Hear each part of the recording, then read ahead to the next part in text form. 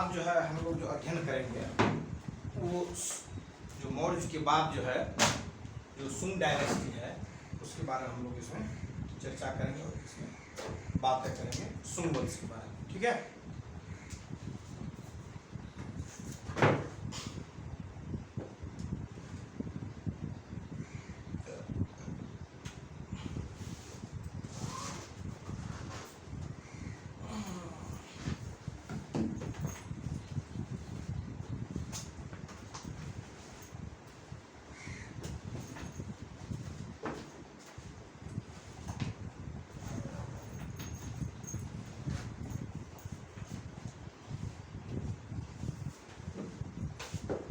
आप ये जो देखते हैं कि हम लोग जो सुंगा डायनेस्टी पढ़ेंगे उसके पहले कुछ हम लोग एंशिएंट जो है जो सिटी है जो जगह है उसके बारे में हम लोग थोड़ा सा इसको देख लें।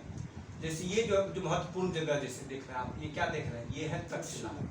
ठीक है, ये तक्षशिला है, ये आपका साकाल है, ठीक है, ये आपका इंद्रप्रस्थ है, ये हस्तिनापुर है, ये अहिछत्र है, ये मथुरा है, ये कौशाम्बी है, ये प्रयाग है, ठीक है, और ये वैशाली है, ये पाटलिपुत्र है, ये उज्जैनी है, और ये क्षेत्र जो देखते हैं अवंती है, चेदी, वत्स, काशी, मगध, अंग, ये सब जो है उसमें छोटे छोटे जैसे अभी पढ़ते हैं, जैसे बिहार, यूपी, बंगाल, ठीक है, असम, त्रिपुरा, मिजोरम, उसी प्रकार उस पीरियड के लिए क्या था ये अवंती, चेदी, वत्स, काशी, सूरसेन, ठीक है, मत्स्य, कुरु, ठीक है, अंग, मगध, ये सब जो था या ये क्या कहते मुलाका, विदर्भ, अस्मक, कलिंग,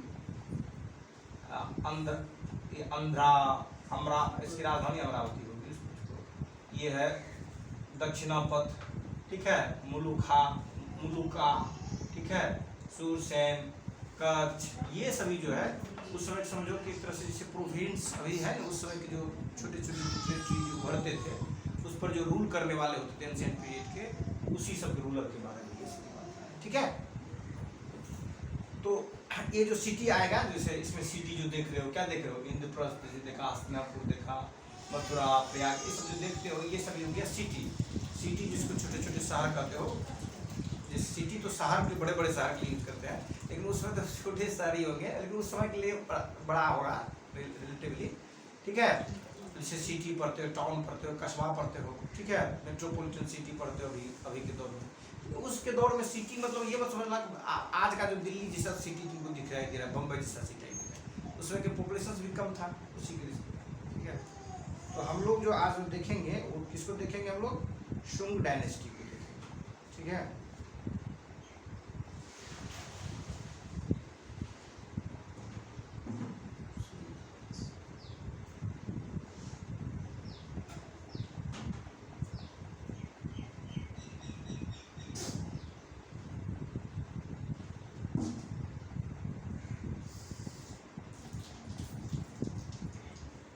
हेडिंग जो है वो कौन सी डायनेस्टी की है, सुंग डायनेस्टी। ठीक है, जैसे आप लोगों ने पढ़ा होगा कि जो मौर्य जो थे, ठीक है, मौर्य के बाद जो है कोई न कोई डायनेस्टी आई होगी जहाँ पर मेन मौर्य का जो सत्ता होगा। तो मौर्यों की राजधानी जो थी वो कहाँ थी, मौर्यों की जो राजधानी थी वो कहाँ थी, पाटलिपुत्र। ठीक है, कहाँ थी, पाटलिपुत्र। ठीक है, बाद में वही पाटलिपुत्र कभी पटना बनेगा और कभी अजीमाबाद बनेगा, फिर वो पटना बनेगा। आज जो पाटलिपुत्र है उसका नाम आज क्या है, मॉडर्न में जो पाटलिपुत्र है उसका नाम क्या है, आज पटना है। लेकिन जो शेरशाह सूरी थे इसी पाटलिपुत्र का नाम क्या कर दिया था, पटना। शेरशाह सूरी ने पाटलिपुत्र का नाम क्या कर दिया था, पटना। और पाटलिपुत्र कभी कुसुमपुर के नाम से भी जाने जाते थे, कभी पुष्पुर के नाम में भी जाते थे, क्योंकि वहाँ पर फूल बहुत ज़्यादा हुआ करते थे पटना में। आज भी जब जाओगे, हाँ, आज भी जब जाओगे पटना, तो पटना के जो यहाँ जैसे हम लोगों का जो जंगल झाड़ होता है, उस जंगल झाड़ में क्या देखते हो, जंगल ही देखते हो। लेकिन पटना की आज भी जो खासियत है कि आज भी तुम्हें जहाँ कचड़े रहते हैं, मतलब जहाँ पर वाटर लॉगिंग है, ठीक है, जहाँ पर क्या है, वाटर लॉगिंग है, वहाँ पर खूब सुंदर सा बड़ा बड़ा फूल खिलता है, समझे। मतलब जहाँ हम लोगों के यहाँ जो जंगल रहता है उस जंगल में देखो कि जंगल ही केवल दिखाई पड़ेगा, लेकिन पटना का जो इर्द गिर्द के शहर की मैं बात कर रहा हूँ, वहाँ पर जो पौनी तौनी जो फंसा हुआ जंगल, पौनी तौनी फंस करके जो जंगल बनता है, जो उभरता है, तो वो भी जो है वहाँ पर जो है उस कचरे में भी जो है, ठीक है, वाटर लॉगिंग प्लेसेस में भी फूल आज भी पटना में देखने को मिलता है, समझा। और पटना जो है ये इसीलिए उसमें एंशिएंट पीरियड में जो है उसको पुष्पपुर के नाम से, या कुसुम में तब फूल होता है, कुसुमपुर के नाम से या पुष्पपुर के नाम से। तो मौर्यों की राजधानी जो पाटलिपुत्र थी, तो वो पाटलिपुत्र में जो चेंजिंग होगा, वहाँ का जो एडमिनिस्ट्रेशन जो बदलेगा, वहाँ पर जो सत्ता बदलेगी, तो वो जो बदलेगी वो सेंट्रल होगा, वो क्योंकि जो राजधानी रहती है वो सेंट्रल यूनिट होता है। तो मौर्यों की जो पतन होती है, तो पतन होने के बाद जो है जो सत्ताएं जो आएगी जिसके हाथ में, किसके हाथ में आएगी? शुंग के हाथ में। मेन जो इसको जो स्नेच करेगा, जो शुंग ने उसको छीनेगा सत्ता, शुंग वंश के लोगों ने या शुंगों ने जो छीनेगा उसको सत्ता, तो मेन जो सेंट्रल जो रहेगा उसकी जो कैपिटल होगी उस पर हावी होगा, समझे। लेकिन जब कमजोर पड़ेगा तो क्या होगा, जो उसका टेरिटरी जो दूर दूर का टेरिटरी है वो भी उसके हाथ से निकलते जाएगा, समझ में। लेकिन जब अंतिम जो था, जैसे मुगल बादशाह जो थे, जो जफर थे, अंतिम कहाँ थे? दिल्ली में थे, तो लास्ट में दिल्ली से भी खदेड़ करके भेज दिया मुगल को, ठीक है, अंग्रेजों ने। तो कहने का मतलब पहले जो है दूर दूर का जो एरिया है वो इंडिपेंडेंट होगा, स्वतंत्र होगा, तो लास्ट में जो उसकी जो कैपिटल की जो एरिया है वहाँ पर वो टारगेट करती है, ठीक है। कहता मौर्य साम्राज्य के पतन के बाद इसके मध्य भाग की सत्ता, मौर्य साम्राज्य के पतन के बाद इसके मध्य भाग की सत्ता, मध्य भाग मतलब जो इसका जो सेंट्रल जो पार्ट था शुंग वंश के हाथ में आई, ठीक है। शुंग उज्जैन प्रदेश के निवासी थे, जो शुंग थे वो कहाँ के थे? उज्जैन। अगर पूछेगा उज्जैन जो है कहाँ है? मध्य प्रदेश में। उज्जैन कहाँ है? मध्य प्रदेश में। तो शुंग उज्जैन प्रदेश के निवासी थे तथा इनके पूर्वज मौर्यों की सेवा करते थे। कौन? शुंग वंश के जो उज्जैन के जो शुंग वंशी निवासी जो थे, शुंग लोग जो थे उज्जैन प्रदेश के निवासी थे, और वो क्या करते थे? मौर्यों की क्या करते थे? सेवा करते थे। पुष्यमित्र शुंग जो थे, पुष्यमित्र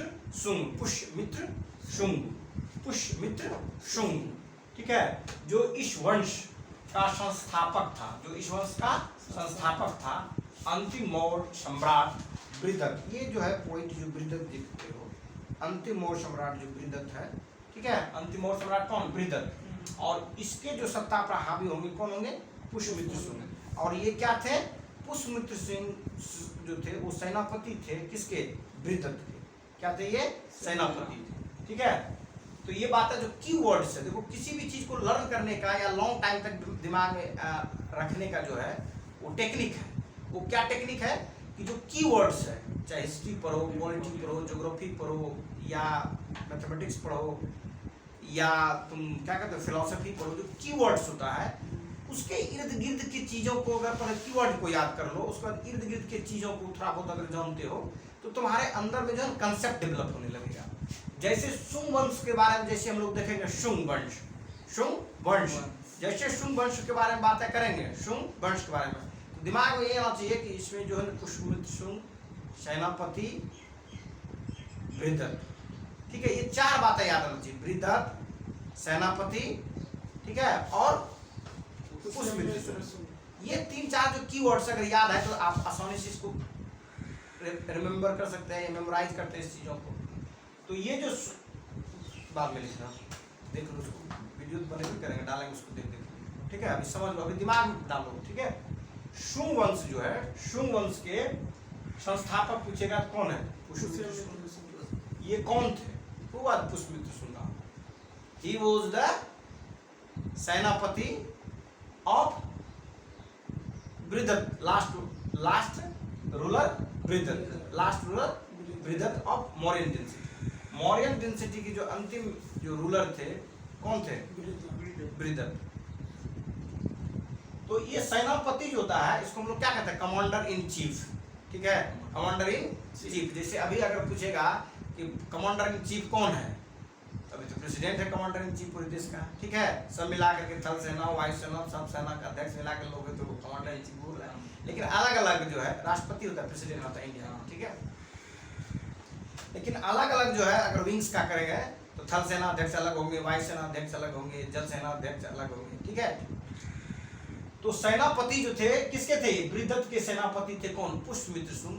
और इसी पुष्यमित्र शुंग ने जो अंतिम मौर्य सम्राट होते हैं बृहदत्त, इसको क्या कहते हैं? एसिनेट कर देते हैं, मतलब इसकी हत्या कर देते हैं, ठीक है। जैसे आप लोग पढ़ेंगे assassination of Julius Caesar, Julius Caesar का एसिसिनेशन, जो ब्रूटस उसके मित्र रहते हैं वो षड्यंत्र रच के उसका जो एसिसिनेशन करने में ठहराते हैं। उसी में जो है ना नोवेल पढ़ेंगे आप, किसका ड्रामा पढ़ेंगे, किसका? शेक्सपियर का जूलियस सीजर। वैसा ही ड्रामा आपको भारत में भी पढ़ने को मिलेगा, किसका?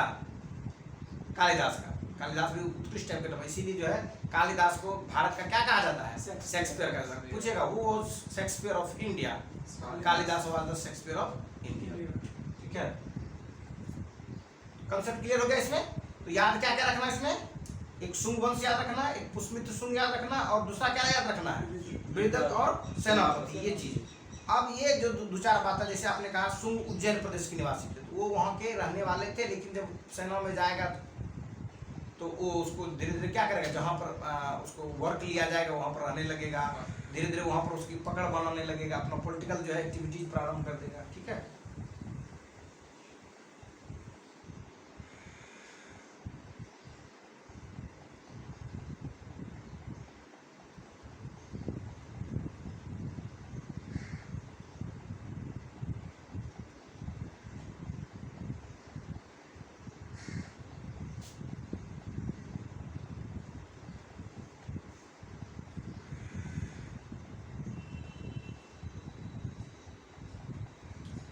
अब अगला जो हम लोग पढ़ने जा रहे हैं वो पढ़ने जा रहे हैं पुष्यमित्र शुंग के बारे में, ठीक है।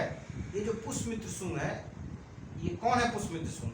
ये वही पुष्यमित्र शुंग है जिन्होंने अंतिम मौर्य शासक बृहदत्त की क्या कर दिया था? हत्या करके राजगद्दी को हड़पा था, छीना था, या थ्रोन पर आया था। कौन? पुष्यमित्र शुंग। और इसका जो पीरियड है वो कब से कब तक का पीरियड है इसका? 185 से लेकर के 149, 185 से 149 क्या? ईस्वी पूर्व, इसको कहते हैं हम लोग बीसी। ईस्वी पूर्व को क्या कहते हैं? BC, before Christ. ईसा मसीह के जन्म से पहले को हम लोग क्या कहते हैं? बिफोर क्राइस्ट कहते हैं। बिफोर क्या कहते हैं उसको? क्राइस्ट कहते हैं, क्राइस्ट, ठीक है। इसकी राजधानी कहाँ थी? इसकी राजधानी भी वही थी जहाँ पर मौर्यों की राजधानी थी। मौर्यों की राजधानी कहाँ थी? पाटलिपुत्र थी। मौर्यों की राजधानी कहाँ थी? पाटलिपुत्र थी। पुष्यमित्र शुंग ने किससे सत्ता लिया था? बृहदत्त से। और बृहदत्त कौन थे? अंतिम मौर्य रूलर थे, और उन्हीं से सत्ता को इसने क्या कहता है? हाथ में आया था, ठीक है। पुष्यमित्र शुंग, पुष्यमित्र शुंग, पुष्यमित्र शुंग के विषय में जानकारी इसके अयोध्या अभिलेख से होती है।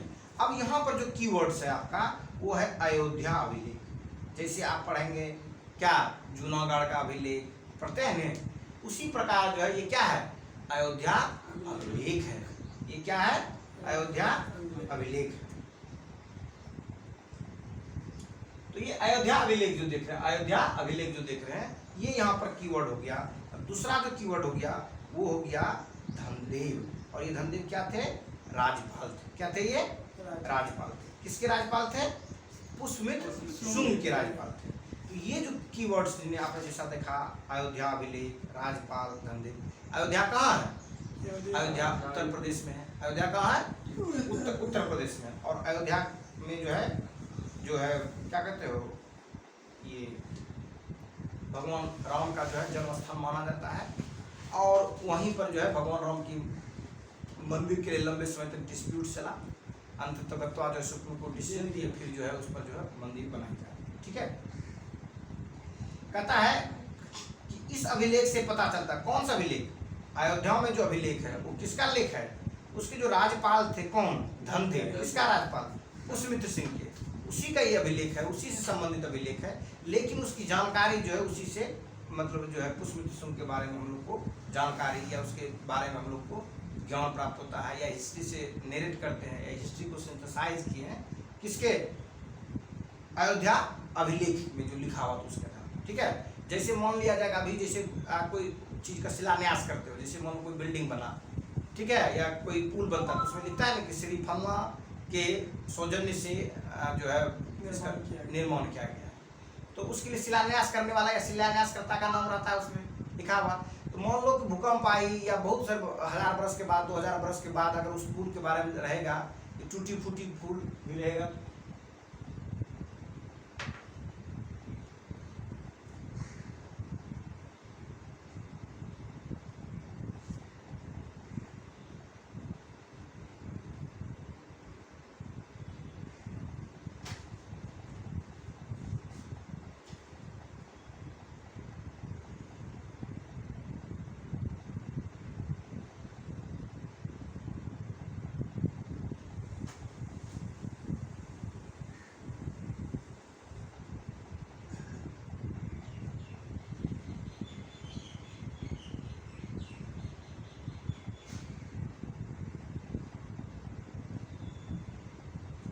ठीक है। तो ये जो है अयोध्या अभिलेख से प्राप्त होती है, जो इसके राज्यपाल, किसके, पुष्यमित्र सिंह के राज्यपाल जो, जैसे अभी हम लोग क्या करते हैं, गवर्नर जिसको करते हैं, डिप्लॉयड करते हैं। तो कोई भी जब राजा शासन करता था तो वो क्या करता था, जो छोटा छोटा जो अलग अलग जगह जो टुकड़ा है, एडमिनिस्ट्रेटिव प्रशासनिक दृष्टिकोण से वहां पर डिप्लॉय किया जाता था, किसको अपॉइंट किया जाता था, किसको अपॉइंट किया जाता था, अपॉइंट किया जाता था गवर्नर को, राज्यपाल को। आज भी भारत सरकार जो है क्या करती है, केंद्र में अपना रिप्रेजेंटेटिव के रूप में किसको भेजती है, गवर्नर को, राज्यपाल को भेजती है। और उसी के शासन भी जो होता है, कोई राज्य सरकार जो काम करती है, ठीक है, वो उसको शपथ जो दिलाएगी, कौन दिलाएगी, गवर्नर दिलाएगी शपथ। गवर्नर जो है जो किसके नाम पर शासन होगा, गवर्नर के नाम पर। कोई भी जो नोटिफिकेशन जारी होती है, कोई भी जो रिजोल्यूशन जारी होती है, कोई भी जो एक्ट होगा, उस एक्ट में जो है गवर्नर के नाम पर वो जारी होता है, समझ में आया। तो इसका मतलब क्या है, जो रूल हो रहा है, जो रूल करता है लोग गवर्नर के नाम पर। लेकिन अभी डेमोक्रेटिक सेटअप है, तो इसमें जो है मेन जो डोमिनेंट होते हैं, जो राज्यों के जो चीफ मिनिस्टर्स होते हैं, वो ज़्यादा डोमिनेंट होते हैं, ठीक है, क्योंकि उसमें डेमोक्रेटिक जो पावर है उसके अंदर में है, ठीक है। गवर्नर जो डेमोक्रेटिक पावर से तो है नहीं, उसको अपॉइंट किया जाता है, अपॉइंटेड ओन व्यक्ति, ठीक है। तो ये जो है, जो राज्यपाल धनदेव जो थे, कौन, ये धनदेव जो देख रहे हैं, राज्यपाल धनदेव जो थे, ये अयोध्या का अभिलेख इसी से संबंधित था, और पुष्यमित्र के बारे में जानकारी हमें इससे मिली, ठीक है। कहता है इस अभिलेख से पता चलता है कि पुष्यमित्र शुंग ने 2 अश्वमेध यज्ञ कराए। अब यहाँ पर जो देखते हैं कि अश्वमेध यज्ञ, ठीक है, अश्वमेध यज्ञ, व्हाट डू मीन बाय अश्वमेध यज्ञ, ये जो बताया था, जो घोड़ा को पकड़ेगा युद्ध करना पड़ेगा। हाँ, अश्वमेध यज्ञ जो जनरली जो होती थी, वह राज जो है, जैसे राजसूय यज्ञ पढ़े होंगे, हाँ, राजसूय यज्ञ जो राजसूय यज्ञ होता था, वो राज्यारोहण के लिए होता था, ठीक है। लेकिन जब बात होगी किसकी, जब बात होगी अश्वमेध यज्ञ का, तो राजा क्या करते हैं, अपनी सोवर्निटी के खातिर, कहाँ कहाँ मेरा क्षेत्र है, कौन कौन ऑब्स्टेकल्स नहीं करता है, तो रिहर्सल करता है। जैसे अभी होता है ना कि हम लोग मिलिट्री डील करते हैं, एरोप्लेन को क्या करते हैं, हवा में उड़ाते हैं, ठीक है, और मतलब जो अपना क्षेत्र उसमें घुमाते हैं। तो उसमें जो मिलिट्री ड्रिल था, वो किसके माध्यम से करता था, मिलिट्री ड्रिल अश्वमेध यज्ञ के द्वारा, ठीक है। उस अश्वमेध यज्ञ में क्या करते थे, घोड़ा रखते थे, समझे। तो ये इन्होंने जो पुष्यमित्र सिंह ने जो है 2 अश्वमेध यज्ञ कराए, और इसकी जानकारी कहाँ से मिलती है हमें, यही जो अयोध्या अभिलेख है, उसी अयोध्या अभिलेख से हमें जानकारी मिलती है कि 2 अश्वमेध यज्ञ कराए थे, किसने, पुष्यमित्र शुंग ने, ठीक है। इसे कराने का श्रेय जो है पतंजलि को है। आपने सुना होगा पतंजलि के बारे में, ठीक है। तो पतंजलि जो है बहुत ही फेमस अभी भी है, क्योंकि पतंजलि का बहुत सारा गुड्स जो है, एक कंपनी बन गई है, एक ब्रांड बन गई है, ठीक है। और इस ब्रांड के बहुत सारे गुड्स जो है क्या होते हैं, सेल होते हैं। जैसे आप पतंजलि का घी मिलने लगा है, पतंजलि का आपको क्या कहते हैं, सब चीज साबुन मिलने लगा पतंजलि का, ठीक है। इसमें बाबा रामदेव जो है, उनका बहुत बड़ा योगदान है इसको, और उस बाबा रामदेव के साथ एक और बालचंद्र है, ठीक है। एक कंपनी जो है बहुत ज़्यादा क्या कहते हैं, भारत की जो पुरानी जो विद्या थी, आयुर्वेद जो थी, उस आयुर्वेद को भी कंपनी ने रिवाइव किया, लोगों के प्रचार प्रसार तक लोगों तक पहुँचाया, ठीक है। तो पतंजलि जो है, ये पतंजलि उस समय के स्कॉलर थे। कौन थे ये? विद्वान थे। और यही विद्वान जो है उसने क्या किए थे, इस यज्ञ को करवाए थे। किसने? पतंजलि ने। किसने करवाए थे? पतंजलि। अब कहता है पुष्यमित्र के समय में यवनों ने चित्तौड़ के निकट मध्यमिका नगरी, ठीक है, और अवध में साकेत को घेर डाला था। अवध में साकेत को घेर डाला था और माध्यमिका नगरी जो है चित्तौड़ के निकट, ठीक है, चित्तौड़ के निकट, चित्तौड़ और क्या है? माध्यमिका। चित्तौड़ के निकट माध्यमिका, ठीक है, और अवध का क्या हो गया? साकेत। साकेत।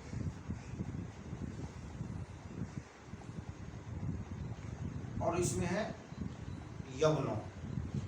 अब पहले देखिए इसमें एक एक शब्द को समझना। ये यवनों, यवनों जो होता है ना, ये यवन किसके लिए करते थे हम लोग?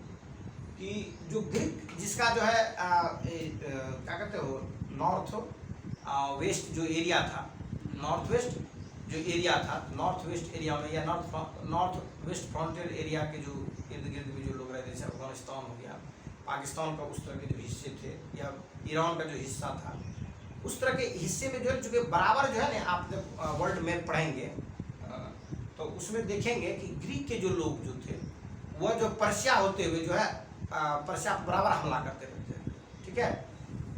तो ग्रीक के लोग जो है पर्शिया पर क्या करते रहते थे? बराबर हमला करते रहते थे। जो सेटल्ड कर गया था ग्रीक लोग, कहाँ?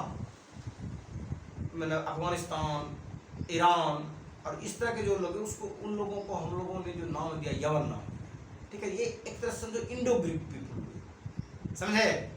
ये इस तरह के जो लोग होंगे उसको क्या कहते हैं हम लोग? इंडो ग्रीक पीपल कहते हैं, ठीक है। तो यवनों, तो कहता है पुष्यमित्र के समय में, पुष्यमित्र के समय में किसने हमला किया था? यवनों ने। पुष्यमित्र के समय में, पुष्यमित्र के समय यवनों ने चित्तौड़ के निकट माध्यमिका नगरी, चित्तौड़ के पास जो है ना, ये माध्यमिका नगरी था। चित्तौड़ का किला भी जो बहुत फेमस किला है, चित्तौड़ का किला, ठीक है, जाकर कभी देख सकते हो, कभी हिस्ट्री में जाओगे तो, ठीक है। और दूसरा जो अवध में साकेत, ठीक है, तो ये अवध यूपी में है। तो अवध में जो साकेत मैंने मैप में दिखाया था शुरुआत में आपको, ये जो था ना, उसमें अवध में जो है साकेत को घेर डाला, ठीक है, किंतु पुष्यमित्र ने उन्हें पराजित किया। किसने पराजित किया? पुष्यमित्र ने क्या यवनों को क्या किया? पराजित किया। किंतु पुष्यमित्र ने यवनों को क्या किया? पराजित किया, ठीक है।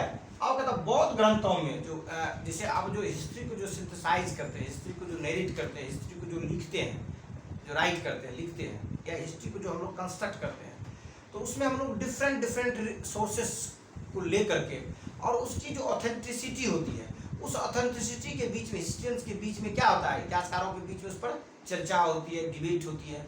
उसमें जो बातें एक्सेप्ट हो गया, जो बातें क्या हो गया? एक्सेप्ट हो गया, उस बातों को जो है हिस्ट्री में क्या करता है? इंक्लूड करते जाता है, इंक्लूड करते जाता है। अब इसी में क्या होगा कि जो हिस्ट्रियंस जिस जिस धारा के होंगे, उसके हिसाब से उस चीज़ों को क्या करेंगे? एक्सेप्ट करते जाएंगे, उसके हिसाब से लिखेंगे। जैसे मार्क्सवादी विचार के लोग अपना मार्क्सवादी फिलॉसफी से जो प्रभावित होते हैं, दर्शन से, उसके हिसाब से हिस्ट्री को नरेट करेंगे, उसके हिसाब से हिस्ट्री को बनेंगे। जो राइट विंग्स के लोग होंगे वो अपने हिसाब से जो हिस्ट्री को नरेट करेंगे, जो वेस्टर्न हिस्ट्रियंस होंगे वो अपने हिसाब से उसको नरेट करेंगे, ठीक है।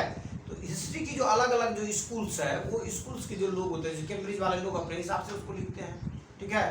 तो जो लिखने के जो तरीका, जो हिस्ट्री को नरेट करने के तरीका, हिस्ट्री को जो सिंथेसाइज करने की जो तरीका है, सभी अपने अपने ओपिनियन के हिसाब से हिस्ट्री को क्या करते हैं? सिंथेसाइज करते हैं, अपना लॉजिक देते हैं, अपना तर्क देते हैं, और उस तरह से हिस्ट्री को क्या करेंगे? फॉर्म करेंगे, ठीक है। अब जो हम लोग बातें करते थे कि पराजित, तो बौद्ध ग्रंथ में पुष्यमित्र शुरू को, जैसे कि अब जो है, जो हिस्ट्री को जब हम लोग बनाते हैं, जो लिखते हैं, ठीक है, जब उसके ऑथेंटिसिटी पर बातें करते हैं, तो वेरियस काइंड्स के जो रिसोर्सेस होंगे, उस रिसोर्सेस को हम लोग इकट्ठा करते हैं, उस पर डिबेटें होती है, उस पर बातें होती है, फिर उसके हिसाब से हम लोग क्या करते हैं? हिस्ट्री को बनाते हैं, लिखते हैं, ठीक है।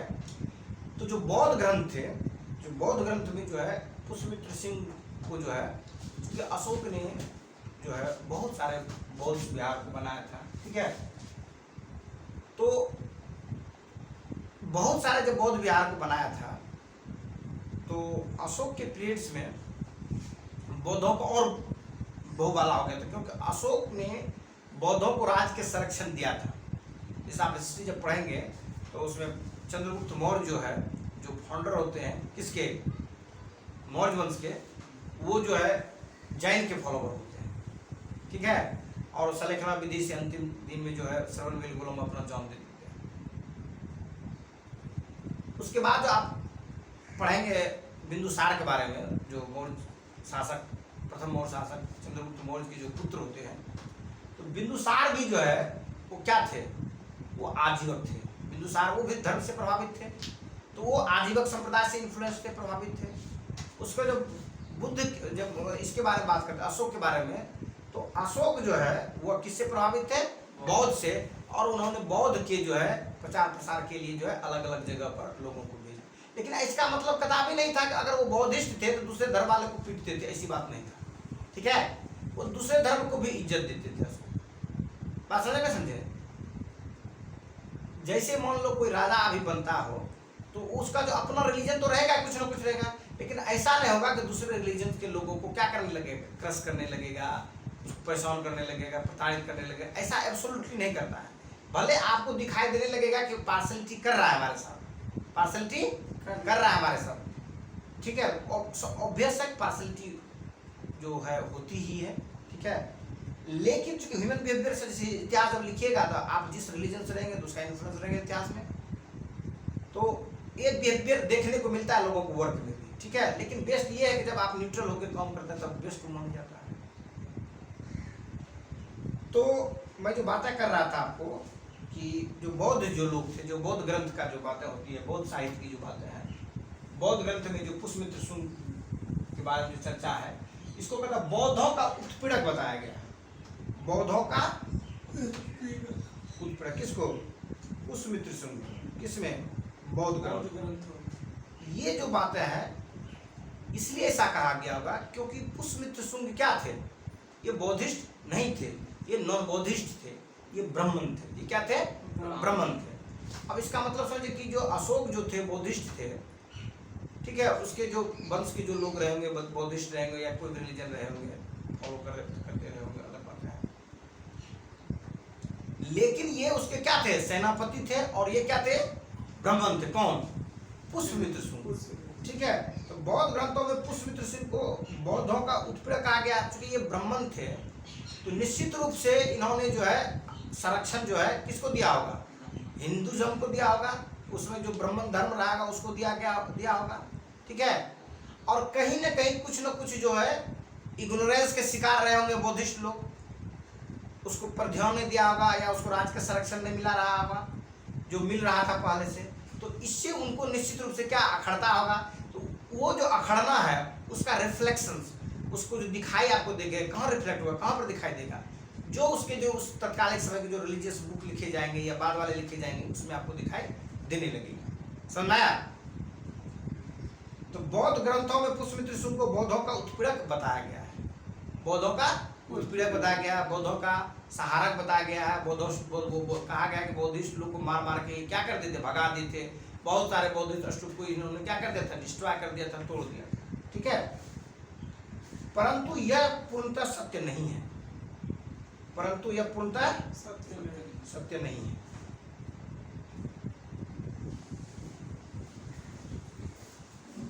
परंतु यह पूर्णतः सत्य नहीं है, परंतु पूर्णतः यह क्या नहीं है, सत्य नहीं है।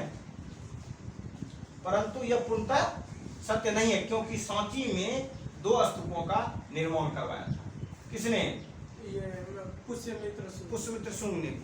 तो इसलिए इस पर केवल ये ब्लेम नहीं कर देना कि केवल जो है क्या थे, स्तूप विनाशक ही थे। ये केवल बल्कि इन्होंने स्तूपों को बनाया भी था, जिसमें कहा गया कि 2 स्तूपों का निर्माण जो है सांची में किया था।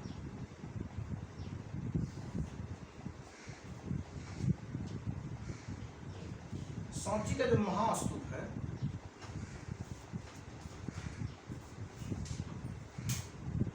ठीक है, सांची का जो महास्तूप है जिसको हम लोग कहते हैं सांची स्तूप। क्या कहते हैं इसको, सांची स्तूप। क्या कहते हैं इसको हम लोग, सांची स्तूप।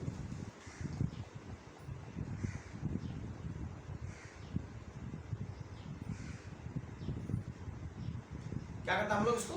सांची स्तूप कहते हैं। तो सांची स्तूप जो देख रहे हैं आप, कहाँ देख रहे हैं? सांची के महास्तूप, ठीक है। कि काष्ठ वेदिका, जो ये शब्द है यहाँ पर क्या है? काष्ठ वेदिका। क्या है? काष्ठ वेदिका और ये पाषाण वेदिका। तो जो ये काष्ठ वेदिका थे उसके जगह पे इन्होंने क्या किया? पाषाण का वेदिका बनाया। किसकी वेदिका बनाया? पाषाण का। मतलब ये जो है ना, जब जाएंगे आप बौद्ध स्तूप पर जाएंगे वहां पर, ठीक है, तो उस पर जो चारों तरफ जो है ना बौद्धिस्ट लोग क्या करते हैं, जो स्तूप वाले समझिए कि जो भगवान बुद्ध थे उनकी मृत्यु के बाद जो उनके शरीर के अवशेष बचे, उस अवशेष के जो जैसे बाल हो गया, दांत हो गया, हर जगह खंडित करके हाँ, अलग अलग जगहों पर जो है एक तरह से समझ उसका टॉम बनाया गया। और उसी टॉम पर जो है क्या करते हैं ये लोग, जो है उसको पूजा करने लगे, ठीक है, उसके रिचुअल्स का पार्ट बन गए, उसके धार्मिक आस्थाओं का पार्ट बन गए। तो उसके चारों तरफ ये क्या करते हैं? घूमते हैं। जैसे आपने पढ़ा अग्नि वेदिका, तो अग्नि वेदिका में क्या होता है कि हम लोग कुंडल बना देते हैं, गड्ढा खोद देते हैं, उसमें आग हवन कुंड बना करके और उसमें यज्ञ जो है करते हैं, और चारों तरफ लोग क्या करेगा? उसमें घूमेगा, उसको अग्नि वेदिका करते हैं। उसी प्रकार जो लकड़ी का बना हुआ था, कौन? काष्ठ वेदिका था। कैसा वेदिका था? काष्ठ वेदिका था। उसके जगह पर इसने पाषाण वेदिका का निर्माण करवाया। किसने? ये पुष्यमित्र शुंग ने, ठीक है। इसके अतिरिक्त उसे भारहूत स्तूप के निर्माण का भी श्रेय रहता है। इसके बाद भी कहता है भारहूत स्तूप जो है, भारहूत स्तूप का भी निर्माण का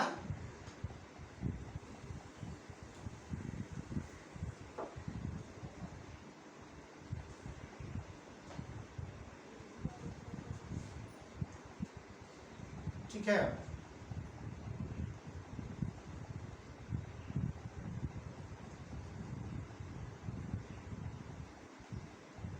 ठीक है। इसके अतिरिक्त जैसे आपने बताया ये जो सांची का महान स्तूप था, ये अशोककालीन सांची महास्तूप के बारे में बताना है, ठीक है। कि अशोककालीन जो सांची का स्तूप था वो उसी को महास्तूप भी कहते हैं, ठीक है। और वो स्तूप जो है जब आप जाएंगे देखने के लिए, पहाड़ है, ठीक है, और पहाड़ के ऊपर में बना हुआ स्तूप है। और ये कहाँ है? रायसेन जिले में, यूपी मध्य प्रदेश के रायसेन जिले, मध्य प्रदेश के रायसेन जिले में, ठीक है। जब आप भोपाल जाएंगे तो रास्ते में आपको सांची का स्तूप मिलेगा, ठीक है। तो अगला जो है, इसके अतिरिक्त उसे भरहूत स्तूप का भी निर्माण का श्रेय जाता है। भरहूत स्तूप, इसके बाद जो देखते हैं भरहूत स्तूप, भरहूत स्तूप के भी निर्माण का श्रेय किसे जाता है? पुष्यमित्र शुंग को। और ये कहाँ है? भरहूत स्तूप कहाँ है? सतना के पास। कहाँ है? और सतना कहाँ है? मध्य प्रदेश में। सतना कहाँ है? मध्य प्रदेश है। सतना कहाँ है? मध्य प्रदेश में। सतना में सीमेंट की भी फैक्ट्री है, ठीक है। सतना है मध्य प्रदेश में। तो ये जो आपने देखा यहाँ तो पूरा आप लोगों ने सीख लिया, इसमें कोई दिक्कत? पूरा हम लोगों ने सीख लिया इसमें? क्या क्या सीखा हम लोगों ने? पुष्यमित्र के निर्माण के बारे में सीखा।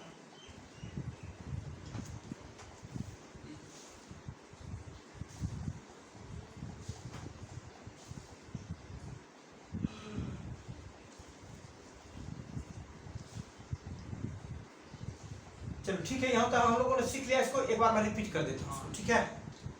पुष्यमित्र शुंग, ये इसकी राजधानी कहाँ थी? पाटलिपुत्र थी। पुष्यमित्र शुंग के विषय में जानकारी कहाँ से मिलती है? अयोध्या के अभिलेख, जो किससे संबंध है? राजपाल धनदेव से, ठीक है। और इस अभिलेख से ही पता चलता है क्या? पुष्यमित्र शुंग ने क्या किया था? 2 अश्वमेध यज्ञ किया था, ठीक है। और इसे कराने का श्रेय किसे जाता है? पतंजलि को। पुष्यमित्र के समय में यमुना ने कहाँ पर हमला किया था? चित्तौड़ में। चित्तौड़ के निकट माध्यमिका नगरी। चित्तौड़ कहाँ है? चित्तौड़ का किला कहाँ है? राजस्थान में। चित्तौड़ का किला कहाँ है? राजस्थान में।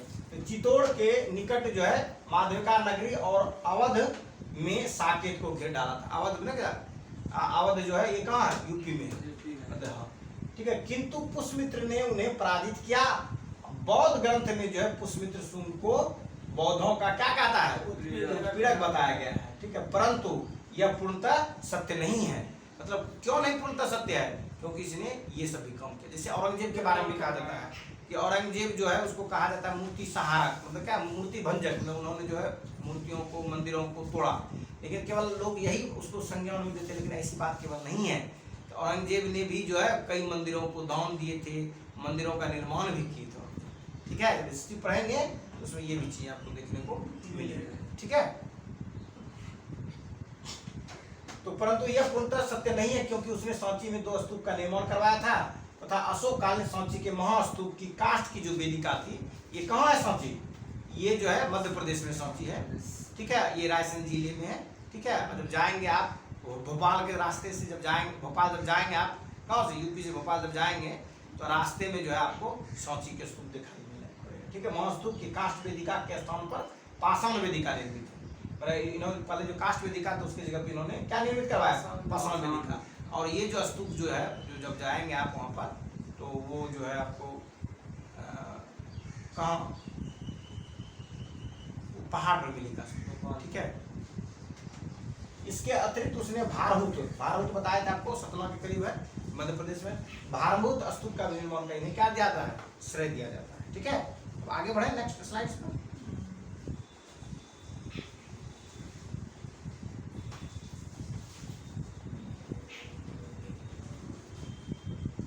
अगला स्लाइड जो है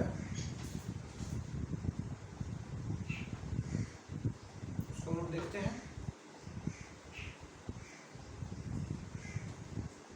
कहता सांची स्तूप। ठीक है, सांची का स्तूप मध्य प्रदेश के रायसेन जिले में विदिशा के समीप स्थित है। तो मैंने सांची के बारे में बताया। ठीक है, रायसेन जिले के विदिशा के समीप में है। मतलब जो एरिया जो है, जो विदिशा जब जाइएगा, विदिशा के करीब मिलेगा जब जाएंगे रायसेन जिला, जिला का नाम मध्य प्रदेश का रायसेन जिला। ठीक है, यहाँ पर 3 स्तूपों का निर्माण हुआ। एक विशाल तथा 2 छोटे स्तूप। जो एक विशाल स्तूप था, 2 छोटे स्तूप का निर्माण, यानी एक बड़ा और 2 छोटा। हाँ, छोटा। महास्तूप में भगवान बुद्ध के, जो महास्तूप है उसमें भगवान बुद्ध के, और जो छोटा है उसमें जो है उसके भगवान बुद्ध के जो शिष्य रहे होंगे उसका है। ठीक है, तो महास्तूप में भगवान बुद्ध के, और द्वितीय में अशोक कालीन धर्म प्रचारक, जो अशोक काल के जो धर्म प्रचारक थे, ठीक है, के, तथा तृतीय में बुद्ध के 2 प्रमुख शिष्य, जो तीसरा स्तूप है उसमें भगवान बुद्ध के जो प्रमुख 2 शिष्य थे, सारिपुत्र और महामोदगलायन। और क्या था, सारिपुत्र, दोनों भगवान बुद्ध के क्या थे, प्रिय शिष्य में से थे। जैसे आनंद प्रिय शिष्य थे भगवान बुद्ध के, वैसे ही भगवान बुद्ध के सबसे प्रिय शिष्य आनंद थे। ठीक है, तो उसी में जो है भगवान बुद्ध के जो 2 प्रमुख शिष्य जो थे, सारिपुत्र और महामोदगलायन के धातु अवशेष सुरक्षित है। इसमें तृतीय स्तूप और द्वितीय स्तूप में जो अशोक कालीन जो धर्म प्रचारक थे उसके वो है। अब आगे देखिए, इसमें जो कीवर्ड्स जो हम लोगों को दिमाग में सेट करना है, वो ये करना है कि ये जो है रायसेन जिले के विदिशा के करीब थे, और सांची के स्तूप। ठीक है, और जिला क्या है, राज्य क्या है, मध्य प्रदेश। जिला हो गया क्या, जिला हो गया आपका क्या, रायसेन जिला।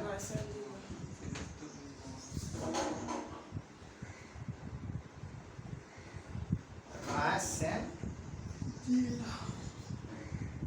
पूछता है। ठीक है, और यहाँ पर कितने 3 स्तूप है, और 3 स्तूप में जो है एक विशाल है और 2 क्या है, छोटा स्तूप। और जो विशाल स्तूप है उसका संबंध किससे है, भगवान बुद्ध से है, और ये महास्तूप हो गया। और द्वितीय स्तूप जो है, द्वितीय जो हो गया वो अशोक कालीन धर्म प्रचारकों का है। ठीक है, और तृतीय स्तूप जो है 2 प्रमुख शिष्य सारिपुत्र और महामोदगलायन के धातु अवशेष सुरक्षित है इसमें। ठीक है, अब महास्तूप का निर्माण अशोक के समय ईंटों की सहायता से हुआ था। जो ये देखिए महास्तूप का जो निर्माण हुआ था, यानी विशाल, हाँ, ये जिसमें भगवान बुद्ध बोला था, निर्माण अशोक के समय किससे हुआ था, ईंटों की सहायता से हुआ था। और उसके चारों तरफ काष्ठ की वेदिका बनी थी। उसके चारों तरफ क्या स्तूप बना, स्तूप के चारों तरफ क्या किया, काष्ठ की वेदिका बना, जिसमें बनाकर स्तूप बना के दिखा था आप लोगों को। ठीक है, ये स्तूप हो गया। और चारों तरफ जो है ना रेलिंग जो है इस तरह से बाउंड्री टाइप से बना हुआ रहता था, नीचे से ऐसे बाउंड्री टाइप से होगा, ठीक है। और इसमें द्वार आता है, ठीक है, तोरण द्वार रहेगा, इसमें घुसोगे, घुस के चारों तरफ इसके घूमते रहोगे, ठीक है, इसी तरह से उसमें, ठीक है, कोई दिक्कत नहीं, समझे। स्तूप कैसा होगा, इस तरह से होगा, ठीक है। और लोग घूमेगा कैसे, इस पट्टी से, जैसे ये स्तूप देख रहे हैं बताए, और लोग कैसे घूमेंगे, इस तरह से, ऐसे, ठीक है। और बाउंड्री रहता है, बाउंड्री में क्या हाँ, ठीक है। तो महास्तूप का निर्माण अशोक के समय में ईंटों की सहायता से हुआ था और इसके चारों तरफ काष्ठ की वेदिका बनी हुई थी, ठीक है। परंतु शुंग काल में पाषाण पट्टिका जोड़ा गया। कौन सी पट्टिका जोड़ा गया, पाषाण, मतलब क्या, पत्थर की जो पाटिकाएं थी। पाषाण किसके लिए यूज करते हैं हम लोग, पत्थर के लिए। मानव लंबे अरसे तक कौन सा एज को जिया है, पाषाण युगीन एज को जिया है, ठीक है, जिसमें हम लोग पढ़ते हैं पुरा पाषाण, मध्य पाषाण, नव पाषाण, ठीक है। वेदिका भी पत्थर की बनाई गई, और जो है वेदिका जो था, वेदिका को भी किससे बनाया गया, पत्थर से। वेदिका चारों तरफ से जो घूमते ना, परंतु शुंग काल में उसे क्या कहते हैं, पाषाण पट्टिकों से जोड़ा गया, तथा वेदिका भी जो है किससे बनाया गया, पत्थर से बनाया गया। चारों तरफ जो है ना उसको घेरने के लिए जो है, जो घूमोगे, जो जिस पर घूमता है, राउंड राउंड करता है, मारता है, तो जो वेदिका है, वेदिका भी किससे बनाया गया है, पत्थर से बनाया, ठीक है। जब जाओगे स्तूप में, तो वहाँ घूमने गया हूँ, कहाँ, सांची का जो स्तूप है, मैं गया हूँ, क्योंकि पहाड़ पर मैं चढ़ा था, इसीलिए नहीं पता कि पहाड़ भी है, लेकिन उस पहाड़ पर टेम्पू भी चढ़ जाता है, ठीक है, मतलब इस तरह से बना हुआ है, हाँ, चढ़ जाता है, ठीक है। आगे देखते हम लोग।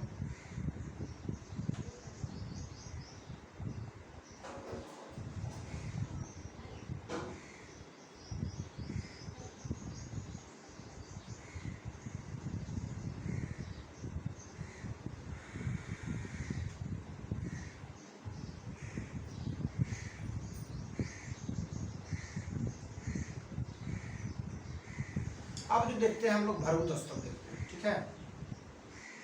कौन सा स्तूप देख रहे हैं हम लोग,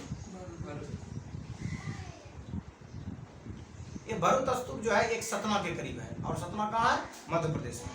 तो यह सतना के समीप स्थित है, कौन, भरूत स्तूप, ठीक है। इसका निर्माण किसने करवाया था, पुष्यमित्र शुंग ने। किसने करवाया था, पुष्यमित्र शुंग ने। किसका, भरूत। इसकी खोज जो है 1873 ईस्वी में अलेक्जेंडर कनिंघम ने की। किसने की थी, अलेक्जेंडर कनिंघम ने की थी। ये अलेक्जेंडर कनिंघम जो थे, ये इंडोलॉजिस्ट थे, जो भारत की विद्या के बारे में, मतलब इंडोलॉजिस्ट कहते हैं जो भारत विद्या का फॉलोवर हो या उसकी खोज करता हो, उसके प्रति डिवोटेड रहे, उसको हम लोग इंडोलॉजिस्ट कहते हैं, ठीक है। भारत की विद्या, भारत की विद्या, भारत के ज्ञान, ठीक है, भारत के आर्किटेक्चर, भारत के, इसके बारे में जब क्यूरियोसिटी दिखाएगा, इसके बारे में मेहनत करेगा, इसमें लगे रहेगा, ठीक है, और इस पर रिसर्च करेगा, ऐसे जो रुचि रखने वाले व्यक्ति होंगे उसको हम लोग क्या कहेंगे, इंडोलॉजिस्ट। ये जो अलेक्जेंडर कनिंघम जो थे, इंडोलॉजिस्ट थे, और इन्होंने 1873 ईस्वी में इसकी खोज की थी। किसकी, भरूत स्तूप। अग्निमित्र, अब जो है ये शब्द है अग्निमित्र। अग्निमित्र जो है आपने सुना होगा अग्निमित्र के बारे में। ये अग्निमित्र जो थे, ये पुष्यमित्र शुंग के बाद जो है अग्निमित्र का शासक बना, और ये अग्निमित्र वही अग्निमित्र है जिसकी जानकारी हमें कहाँ से मिलती है, कालिदास की एक रचना है जिसका नाम क्या है, अभिज्ञान, no no no, Malvika Agnimitram, Malvika Agnimitram, Malvika Agnimitram, Malvika Agnimitram. Malvika और अग्निमित्र के बीच की प्रेम प्रसंग है, ठीक है। और इसी से जो है, इसी प्रेम प्रसंग में कालिदास ने तत्कालिक जो है हिस्ट्रिकल फैक्ट्स को भी इसमें दिया गया है, ठीक है। तो कहता है इसमें कि जो अग्निमित्र, जो पुष्यमित्र के बाद जो शासक बना, कौन बना, अग्निमित्र बना, ठीक है। कालिदास के मालिक, हाँ अगला तो ही है परशुमित्र। कालिदास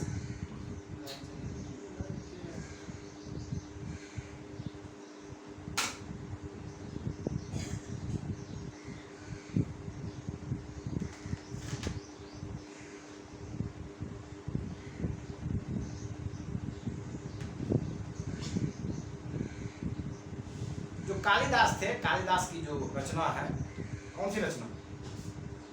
मालविका अग्निमित्र। मालविका अग्निमित्र में कालिदास ने जो है मालविका और अग्निमित्र के बीच की जो प्रेम प्रसंग को क्या किया है, उसमें दर्शाया है या उसमें वर्णन किया है। ठीक है, इसी वर्णन के दौरान जो है आपको जानकारी मिलेगा, इसके बारे में जानकारी मिलेगा।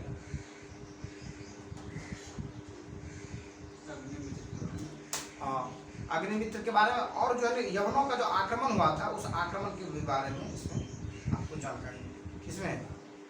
मालिका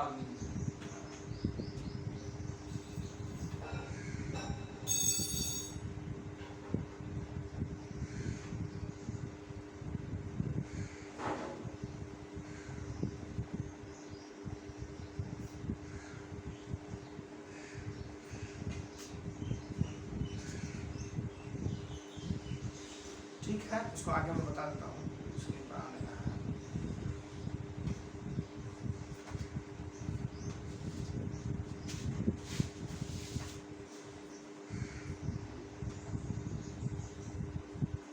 तो इसमें क्या है कि जो वसुमित्र थे, ठीक है, तो वसुमित्र कालिदास के मालविका अग्निमित्र नाटक से पता चलता है कि अग्निमित्र के समय में यवन, ठीक है, का आक्रमण हुआ और वसुमित्र ने इसे सिंधु नदी के तट पर क्या किया, पराजित किया।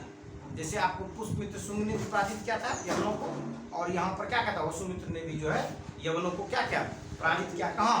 सिंधु नदी के तट पर, सिंधु नदी के तट पर किया। ठीक है, आज यहीं रहने देते हैं, आगे फिर देखेंगे। ठीक है।